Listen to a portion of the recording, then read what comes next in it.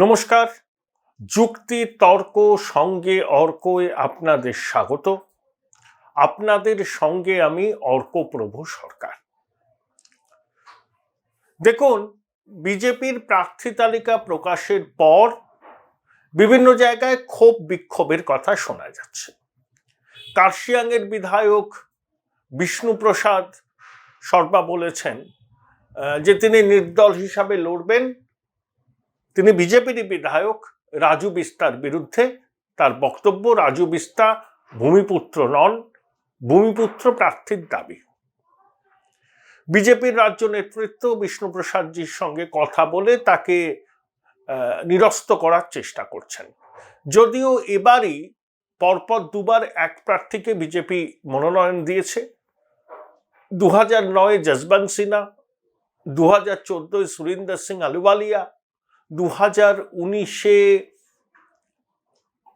রাজু বিস্তা এবং 2024 আবার রাজু বিস্তা।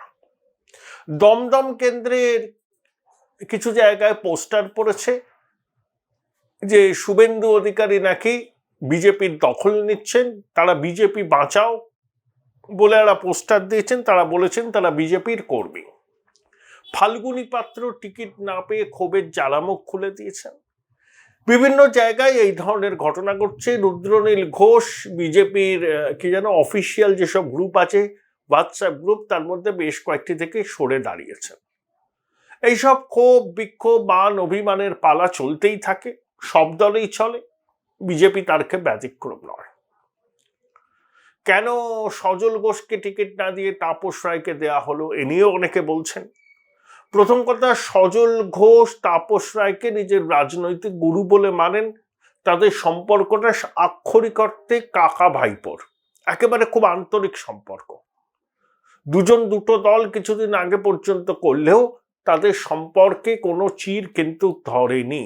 আসলে সজল ঘোষের বাবা প্রদীপ ঘোষের বন্ধু হচ্ছেন তাপস রায়। সেজন্য তাপস বাবুকে কাকু বলে ডাকেন সজল। সজল ঘোষ সম্ভবত বহরমপুর বিধানসভা কেন্দ্রের উপনির্বাচনে প্রতিদ্বন্দ্বিতা করবেন।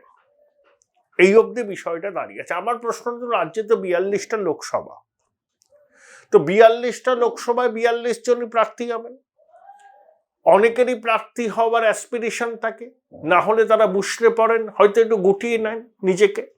কিন্তু সামনে 294টা বিধানসভা কেন্দ্রের ভোট আছে। তাহলে 294টা বিধানসভা কেন্দ্রে বিজেপিকে প্রার্থী দিতে হবে। যারা এখন ক্ষোভ বিক্ষোভ জানাচ্ছেন তাদের জন্য জায়গা কিন্তু খোলা আছে। ধরুন সবই শুভেন্দু অধিকারী করেছেন, এটা বলাটা ঠিক নয়। আমি একটা এক্সাম্পল দিচ্ছি। হর্ষবর্ধন শ্রিংলা প্রধানমন্ত্রীর সমর্থিত প্রার্থী ছিলেন, কিন্তু শেষ পর্যন্ত তিনি টিকিটটি পাননি।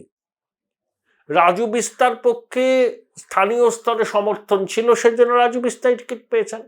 তাহলে প্রধানমন্ত্রী যাকে সমর্থন করছেন তিনিও শেষ পর্যন্ত টিকিট পেলেন না। সেখানে শুভেন্দু অধিকারী সুকান্ত মজুমদারকে অনর্থক দোষারোপ করে কি লাভ আছে? আর যারা পুরনো বিজেপি কর্মী তারা তো অনেক সুযোগ পেয়েছেন। ধরুন রাহুল সিনহা, তার আগে অনেকে লড়েছেন কলকাতা উত্তর কেন্দ্র থেকে, কেউ তো তেমন কিছু সুবিধা করতে পারেনি। দমদম কেন্দ্রে শ্রমিক ভট্টাচার্য লড়েছিলেন 2019-এ, সুবিধা করতে পারেননি। এবার শিলভদ্র দত্ত এসেছেন, এবার তাপস রায় এসেছেন, এবার ব্যারাকপুরে আবার অর্জুন সিংকে মনোনয়ন দেওয়া হয়েছে। বিজেপির কেন্দ্রীয় নেতৃত্ব মনে করেন যারা জিততে পারবেন তাদেরকেই মনোনয়ন দেওয়াটা উচিত। এক্ষেত্রে তাদের অবস্থান খুব পরিষ্কার, এর মধ্যে কোনো অ্যাম্বিগুইটি নেই। আর বিজেপির রাজ্য নেতৃত্বের উচিত এই ক্ষোভ বিক্ষোভের কারণগুলোকে অনুসন্ধান করে চিহ্নিত করে পুরনো কর্মী সমর্থকদের মান অভিমানকে দূর করা ভোটের আগে। যেমন হুমায়ুন কবির পুলিশের একটা পাইলট এসকর্ট কার পেয়ে গেছে, সে বলছে আমি এখনো অধীরকে হারাবই। নিয়ামত শেখ দাবি করছে সেও পেয়ে যাবে। যোগাযোগ করা হয়েছিল শাসক দলের পক্ষ থেকে যাতে তাদের ক্ষোভ লাগাম ছাড়া হয়ে না যায়, প্রার্থীর যেন কোনো ক্ষতি না হয় নির্বাচনে। কিন্তু শেষ পর্যন্ত কি হবে সেটা এই মুহূর্তে বলা যায় না। এবার আসুন কলকাতা উত্তর। দেখুন, কলকাতা উত্তর লোকসভা কেন্দ্র, তার আগে কিছুদিন আগে পর্যন্ত তো 2004 পর্যন্ত কলকাতার 3টে লোকসভা কেন্দ্র ছিল, কলকাতা উত্তর পূর্ব, কলকাতা উত্তর পশ্চিম, কলকাতা দক্ষিণ। কলকাতা উত্তর পূর্বে অজিতদা জিততেন দীর্ঘদিন, তার আগে ডক্টর দেবী পাল কলকাতা উত্তর পশ্চিমেও দাঁড়াতেন। তো এই কেন্দ্রগুলো মূলত বাম বিরোধী ছিল। 2004 সালে সুদীপ ব্যানার্জি জোড়া মোমবাতি চিহ্নে লড়ে সিপিএম প্রার্থী মিন্টু শীলকে কলকাতা উত্তর পূর্বে জয়যুক্ত করেন, কলকাতা উত্তর পশ্চিমে জয়যুক্ত করেন, কলকাতা উত্তর পূর্বে Selim জেতেন। Join Indian Institute of Hotel Management now. Right choice, right decision.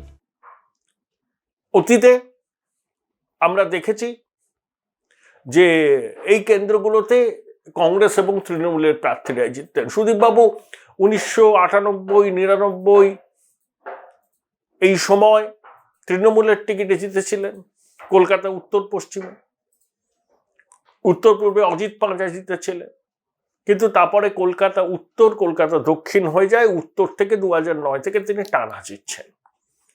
এখন সুদীপবাবুর কার্যকারিতা কি? 2021 সালে এই 2023 সালের 21শে জুলাইয়ের প্রস্তুতি, বিধাননগরে তৃণমূলের সব সমর্থকরা এসছেন, অভিষেক বন্দ্যোপাধ্যায় গেছেন, তাপস রায়ও ছিলেন। তাপস রায় অভিষেককে স্পষ্ট বলেছিলেন, তুমি কিন্তু আর সুদীপকে ভাই টিকিট দিও না, তোমার কাছে অনুরোধ করছি। ও কেন্দ্রের জন্য কিছু করেনি, ওকে দেখা যায় না, কর্মীদের সঙ্গে কোনো যোগাযোগ নেই।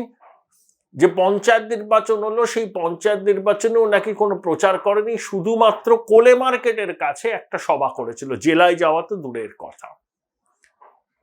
সুদীপবাবুকে সাধারণ কর্মী সমর্থক পান না, তিনি ফোন ধরেন না, অহংকার। বাগবাজার সর্বজনীনের পুজোর উদ্বোধন করেন, দু একটা শ্যামা পুজোর উদ্বোধন করেন, আর বাকি সময় ঘরে বসে থাকেন, দিল্লি থাকেন, তাকে কখনো কর্মী সমর্থকরা পান না। উত্তর কলকাতার যে 7টা ওয়ার্ড আছে লোকসভা কেন্দ্রের মধ্যে, সেখানে তিনি নিজের মতো করে গ্রুপ করেন। একমাত্র বিবেক গুপ্তা এবং তার স্ত্রী ছাড়া কোনো বিধায়ক সুদীপবাবুর সঙ্গে নেই। সুদীপবাবুর এগেনস্ট আগে রাহুল সিনহা ছিলেন, সেই অর্থে প্রতিদ্বন্দ্বিতা করতে পারেননি, বামেরা ক্ষয়িষ্ণু। এবার কিন্তু তাপস রায়ের ক্ষেত্রে ব্যাপারটা তা নয়। তাপস রায় দুবারের কাউন্সিলর, বড়বাজার বিদ্যাসাগর কেন্দ্রের বিধায়ক ছিলেন। লক্ষ্মীদের সঙ্গে তাপস রায়ের রাজনৈতিক লড়াই সব মানুষই জানেন, তার 52 বছরের রাজনৈতিক জীবন, কংগ্রেসের বিভিন্ন গুরুত্বপূর্ণ পদ সামলেছেন, এমনকি সুদীপবাবুরও নির্বাচনী এজেন্ট ছিলেন। এবং তাপসবাবুর নিজস্ব গণভিত্তি আছে, কর্মী সমর্থকদের সঙ্গে নিবিড় যোগাযোগ। এক ফোনে তাপস রায়কে পাওয়া যায়, তার বাড়ি অবারিত দ্বার। এবং তাপসবাবুর নিজস্ব একটা ভোট আছে, সেই ভোট কংগ্রেস, তৃণমূল, বিজেপি সব দলের সমর্থকদের মধ্যে আছেন।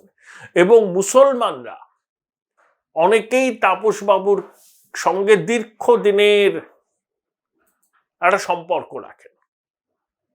কিছুদিন আগে এক তৃণমূল কর্মীর বাবা মারা গেছিলেন, সংখ্যালঘু মুসলমান সম্প্রদায়ের মানুষ।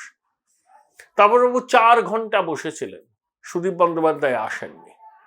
তা এগুলো তাকে ডিভিডেন্ড দেবেই দেবে। এবার রাম মন্দিরের হাওয়া আছে, সুদীপবাবুর এগেনস্টে ক্ষোভ মারাত্মক, এবং সার্বিকভাবে তৃণমূলের বিরুদ্ধেই ওখানে মানুষের একটা ক্ষোভ আছে।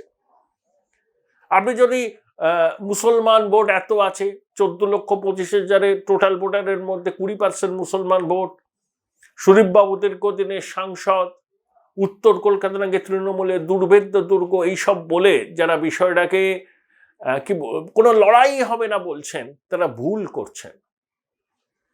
তাপস রায় তৃণমূলের ভোট পাবেন, মার্ক মাই ওয়ার্ড। তার ব্যক্তিগত পরিচিতি, সেখানে ব্যক্তি তাপস রায়, সেই ভোট 1 লক্ষের কাছাকাছি।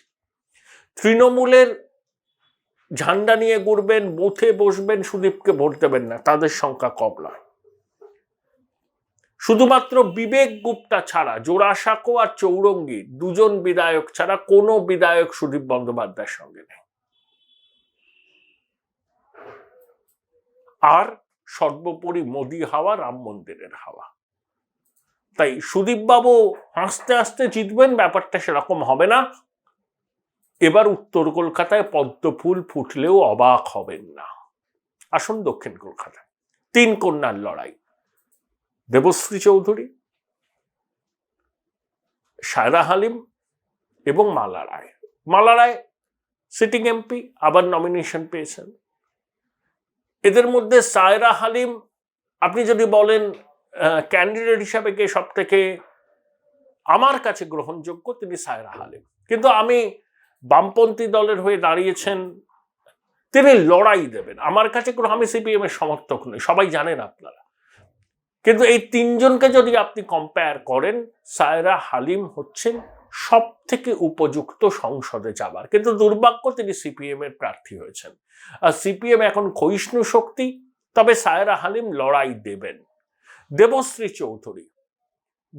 চৌধুরী দক্ষিণ কলকাতায় সংগঠন করেছেন, বাগুইআটির দিকে থাকেন। বালুরঘাটে 2006 সালে বিধানসভা নির্বাচনে লড়ে 6000 ভোটে পরাজিত হয়েছিলেন। বর্ধমান দুর্গাপুর কেন্দ্রে লড়েছেন 2019-এ রায়গঞ্জে। কানাইয়ালাল, দীপা দাস মুন্সি, মোহাম্মদ সেলিম, দেবশ্রী রায়চৌধুরী চতুর্মুখী লড়াইয়ে তিনি 60,000 ভোটে জিতেছিলেন। কিন্তু রায়গঞ্জ কনস্টিটিউয়েন্সি তিনি নার্স করতে পারেননি। ওখানকার জেলা সভাপতির সঙ্গে তার বিরোধ, নানাবিধ কারণে মানুষের সঙ্গে যোগাযোগ না থাকা, দেবশ্রীর বিরুদ্ধে ক্ষোভ জমছিল। এবং যেহেতু তিনি বালুরঘাটের আদি মানুষ হতে পারেন, তার রাজনৈতিক জীবন, কর্মকাণ্ড সবই আপনার দক্ষিণবঙ্গে। বর্ধমান বিশ্ববিদ্যালয়ে পড়াশোনা করেছেন, কলকাতাতে বাগুইআটির কাছে অশ্বিনীনগরে সম্ভবত থাকেন। তো দেবশ্রী চৌধুরী কিন্তু লড়াকু মহিলা। রায়গঞ্জে তিনি মনোনয়ন পাননি, তিনি চাননি মনোনয়ন ইনফ্যাক্ট, কারণ তিনি বুঝতে পেরেছিলেন রায়গঞ্জের হাওয়া ভালো নয়। আবার লাস্ট মোমেন্টে চেষ্টা করেছিলেন আবার রায়গঞ্জে ফিরতে, কিন্তু তখন কার্তিক পালের নাম চূড়ান্ত হয়ে গেছে, তাই দেবশ্রীকে দক্ষিণ কলকাতায় দেওয়া আছে। দক্ষিণ কলকাতায় 5 জন মন্ত্রী, মমতা বন্দ্যোপাধ্যায়, অভিষেক বন্দ্যোপাধ্যায় নিজে থাকেন, তৃণমূল দুর্ভেদ্য, এই সমস্ত প্রবাদ আছে। দেখুন, কোনো কেন্দ্রই না কারোর গড় নয়, কারোর খাস তালুক নয়। মানুষ দীর্ঘদিন মমতা বন্দ্যোপাধ্যায়কে ভোট দিয়েছেন, তারপরে তৃণমূলকে ভোট দিয়েছেন, মালা রায়কে দিয়েছেন, সুব্রত বক্সিকে দিয়েছেন। তাই একটা ধারণা তৈরি হয়ে গেছে ওখানে তৃণমূলকে চ্যালেঞ্জ ছোড়া যায় না। কিন্তু সায়রা হালিম, দেবশ্রী চৌধুরী এবং মালা রায় 3 কন্যাই কিন্তু লড়াই দেবেন, এবং সায়রা হালিম প্রচুর ভোট পাবেন। কার ভোট তিনি ঠাকবেন? সায়রা হালিম যদি মুসলমান ভাই বোনদের ভোট টানেন, মালা রায়ের কপালে দুঃখ আছে। এবং দক্ষিণ কলকাতায় মানুষের সঙ্গে, ওরা তো সাইলেন্ট মেজরিটি, তারা চুপ করে আছেন। এই যে এত দুর্নীতির অভিযোগ উঠছে, মন্ত্রী আমলারা সব জেলে যাচ্ছেন, ইডির অভিযান চলছে, দক্ষিণ কলকাতার সচেতন মানুষ তাদের উপর কি অভিঘাত পড়বে না? নিশ্চয়ই পড়বে। আর দক্ষিণ কলকাতার তৃণমূলের প্রার্থী মালা রায়কে সবাই একেবারে হাত খুলে সমর্থন করবেন এরকম ভাবার কোনো কারণ নেই। সেখানেও উপভোগ্য লড়াই। আমি আবার বলছি, তৃণমূলের দিকে একটু পাল্লা ভারী থাকলেও অত্যন্ত উপভোগ্য লড়াই হবে দক্ষিণ কলকাতায়। এবং উত্তর কলকাতায় যে যাই বলুন না কেন, এই মুহূর্তে কিন্তু অ্যাডভান্টেজ তাপস রায়।